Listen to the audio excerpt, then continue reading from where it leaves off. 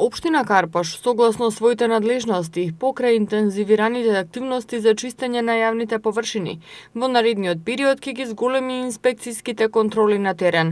Овие активности ќе се одвиваат и за време на викендите. За таа цел од општината ги потенцираат действијата кои представуваат прекршување на прописите за чиста животна средина и за кои ги има прекршочни санкции од 50 евра до 2000 евра во денарска противредност. Комуналните инспектори ќе казнуваат за фрлање шут, отпад, формирање депонии, јами и слично во профилот на улиците и патиштата или покрај контејнерите за комунален отпад или пак доколку го остават градежниот шут или друг вид отпад на коловозот и тротоарот на улиците.